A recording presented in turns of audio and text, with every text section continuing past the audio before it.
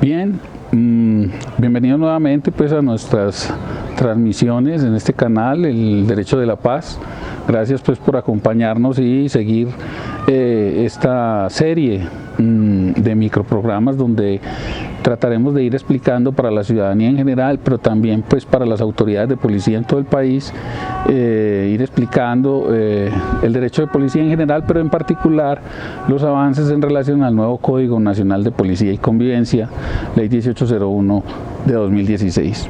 Hoy tenemos como tema un asunto que ha sido, digamos, muy sensible, y es el ruido de la andanada de críticas alrededor del Código de Policía, desde su misma expedición hasta el día de hoy, ya a mediados del año 2019, pues han sido muchos los detractores del código quienes han promovido, más que análisis o estudios juiciosos sobre el asunto, opiniones sobre hechos que evidentemente generan esa posibilidad de ver en forma negativa el Código de Policía y su aplicación.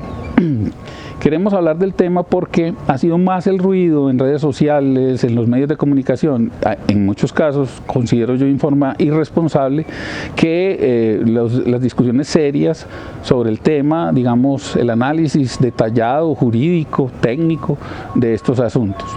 Me refiero a casos sonados de aplicación inadecuada del código. Evidentemente sí ha existido un número muy importante, significativo, de casos en los que el código ha sido mal aplicado por diversas autoridades de policía y muy en particular por uniformados en nuestro país.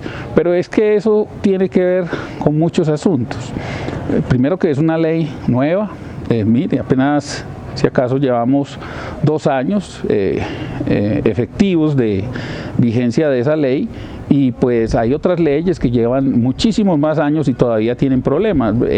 Ejemplo, la ley 906 de 2004, que para esta época pues ya tiene alrededor de 15 años y hoy todavía hay dificultades en su aplicación, se caen las capturas. Cuando hablamos de la ley 906 nos referimos pues al Código de Procedimiento Penal, el sistema acusatorio, es decir, hoy todavía se caen las capturas, tenemos dificultades en las investigaciones, se caen las pruebas, se vencen los términos, en fin, y esa ley pues digamos ya lleva 15 años de aplicación. Es un ejemplo de que las leyes o las normativas en las sociedades tienen digamos un periodo de estabilización, de aprendizaje social, de aprendizaje colectivo. El conocimiento no es individual, es social, y esa construcción obviamente depende de todos los actores que participan en esos procesos legislativos y en la aplicación de esas normas que se expiden para regular la conducta humana. Entonces, digamos que ha habido mucho ruido alrededor del código, en primer lugar porque se habló y se habla todavía de cientos de demandas de inconstitucionalidad a muchos de sus artículos, etcétera, y es cierto. Se presentaron muchísimas demandas, pero también muchísimas de ellas eran inocuas, muchísimas de ellas no cumplían requisitos, muchísimas de ellas no tenían ni siquiera contenido en relación a los cargos de fondo para que la Corte se pronunciara, y por eso muchísimas de ellas fueron desechadas. Muchas otras fueron resueltas por la Corte y en su gran mayoría fueron resueltas respaldando, ¿cierto?, y declarando exequible las normas acusadas en el Código de Policía. Entonces, evidentemente, no es tan cierto en primer lugar que el código o sus normas estuvieran, digamos, violando flagrantemente la Constitución Política de Colombia.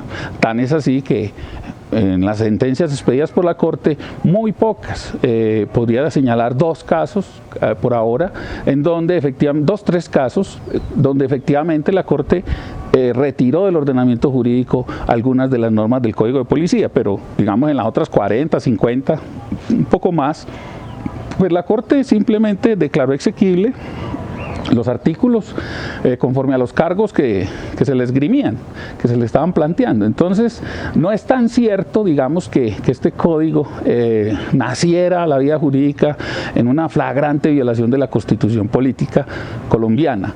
Pero digamos esa andanada de demandas pues generó ese ruido, esa percepción de que estábamos ante un código absolutamente inconstitucional, y no es cierto.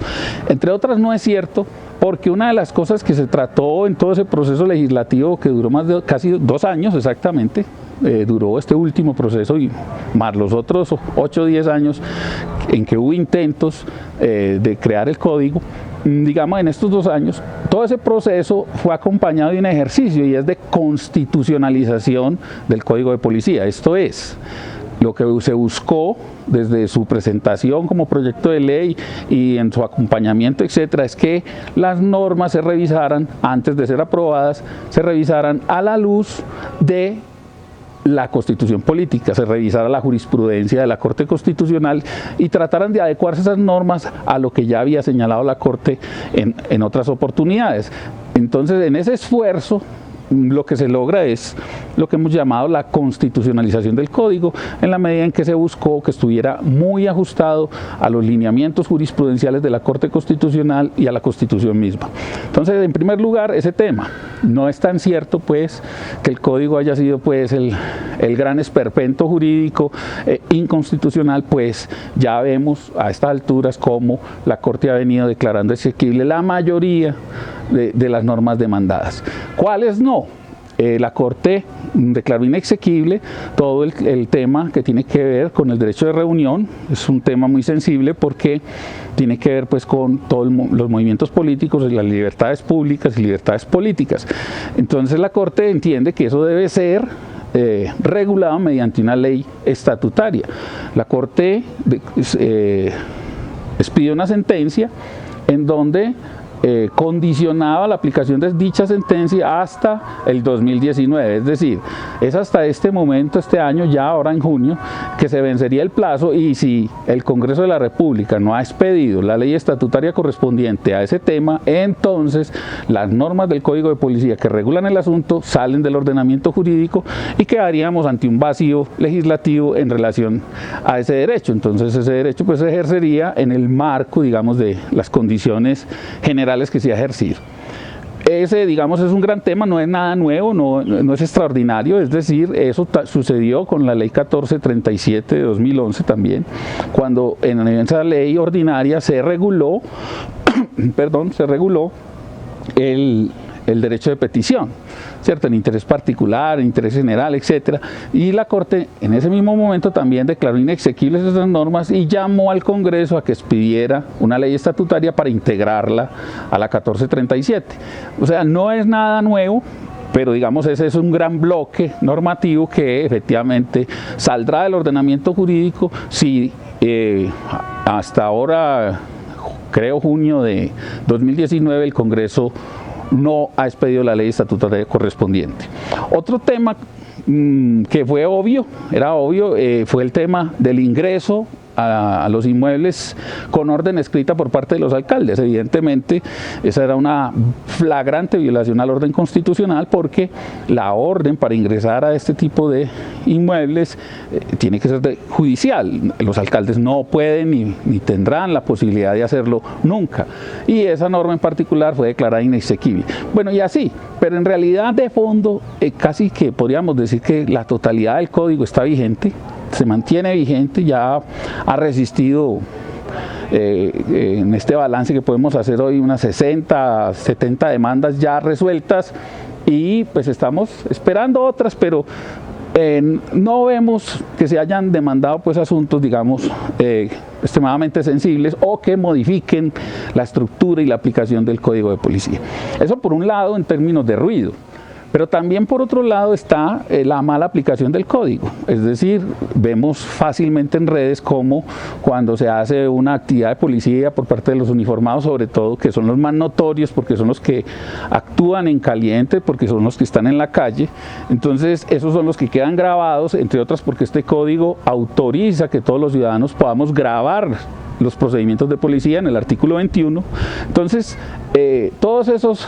todos esos asuntos que se quedan grabados, se presentan en redes sin ningún contexto y sin ningún análisis, pero evidentemente muchos de esos casos pueden dar cuenta de algún tipo de abuso, de algún tipo de error. En muchos casos es porque los leemos mal. Creemos que porque se está usando la fuerza, entonces se está abusando de la autoridad, cuando en muchos casos evidentemente es necesario usar la fuerza para conjurar una situación, para controlar a una persona e incluso para evitar un riesgo mayor de que resulte lastimado o resulten lastimadas otras personas, entonces, o otros bienes. Entonces no es porque se use la fuerza que se está abusando, porque entre otras, pues el uso de la fuerza en muchos casos es necesario. Lo que pasa es que el control, el uso de la fuerza y la aplicación de estos instrumentos, pues obviamente no es una cosa que podríamos llamar bonita o agradable. Evidentemente son asuntos sensibles que no nos gustan. A ningún ciudadano le gusta que lo controlen, eso pues es un hecho natural, pero tenemos que empezar o tratar de discernir, de tener pensamiento crítico y diferenciar lo que es un control legítimo de lo que es una operación policiva inadecuada o ilegal. Y por supuesto el otro caso sí es cuando efectivamente hay errores, cuando se aplican comparendos inadecuadamente a conductas que no corresponden, cuando se hacen procedimientos indebidos, cuando se utilizan medios de policía inadecuados, cuando es desproporcionada la acción tanto de los uniformados como de otras autoridades de policía en relación a temas, o cuando se pretende resolver problemas, ¿cierto?, utilizando medios de policía cuando los medios deberían ser otros. Eso también ha sucedido.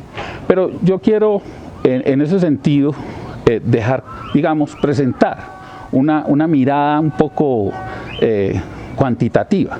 Me ha tocado el honor de dirigir y adelantar pues la coordinación y el montaje y desarrollo del Centro de Resolución de Comparendos de la ciudad de Medellín, digamos la segunda ciudad más importante del país, y aquí hemos centralizado todos esos asuntos. Más o menos a estas alturas hemos atendido 60.000 comparendos y efectivamente cerca de 1.000 comparendos han sido inadecuados, han sido mal elaborados, mal impuestos, que no corresponden digamos, a los asuntos que se atienden, etcétera. Pero si uno lo mira desde el punto de vista, digamos, como cifra absoluta, 1.000 casos mal atendidos en una ciudad, pues son muy ruidosos, pero si usted los mira desde el punto de vista estadístico, esos 1.000 no llegan ni al 2%. Ni al 2% de la totalidad de los casos atendidos mediante este instrumento del comparendo. Quiere decir que el 98% ha sido, digamos, bien elaborado, han sido, digamos, adecuadamente impuestos. Entonces, digamos que hace más ruido lo que se hace mal, por supuesto, que todo aquello que es mayoritariamente, extremadamente, pues, digamos, ampliamente mayoritario, el 98%, todo lo que se hace bien, digamos, no se nota tanto, se nota más los casos que no se aplican adecuadamente. Esto tiene razones, obviamente. Entre ellas es que cada vez hay que capacitar más al personal, cada vez hay que hacer mayor acompañamiento institucional, mayor formación en temas técnicos, jurídicos, operativos, ¿cierto?, en temas de protocolos, pero por supuesto hay un tema clave y es los inspectores de este país. El asunto clave al momento de producir la ley 1801, digamos, el gran elemento de discusión era si todas las actuaciones de los uniformados iban a tener control, es decir, era la doble instancia o el control por parte de los inspectores de policía. Y ese fue el gran acuerdo, es decir, antes de su aprobación, las actuaciones del personal uniformado iban a ser en única instancia, es decir, que ellos resolvían y nadie revisaría en segunda instancia sus actuaciones. Y el gran acuerdo político para aprobar la ley 1801 fue el control, la segunda instancia, es decir, que todas las actuaciones del personal uniformado quedaban a control de los inspectores de policía de este país. Y ese fue un gran acierto porque es muy importante que los inspectores en todo el país, digamos, se comprometan a ser el centro de este sistema. Revisan todo lo que hacen los uniformados e inician en primera instancia todos los demás casos. Entonces, el inspector de policía en Colombia se convirtió en el centro del sistema en relación a la aplicación de la ley 1801 de 2016. Entonces, quiero con esto, digamos, atender ese tema del ruido, dejando claro que, uno, no es tan cierto que el código, digamos, sea una ley en contra de la Constitución en toda su extensión. Segundo, que evidentemente desde el punto de vista estadístico no es cierto tampoco que se le esté dando una mala aplicación, porque por lo menos en Medellín los datos lo dicen, el 98% digamos han sido adecuadamente utilizados. Entonces, estos asuntos es bueno, digamos, plantearlos en estos términos para que la ciudadanía en general, la sociedad en general, la opinión pública, tengan una visión distinta al simple ruido, ¿cierto?, a la simple opinión y, digamos, al simple amarillismo en muchos casos. Nos vemos en la próxima emisión.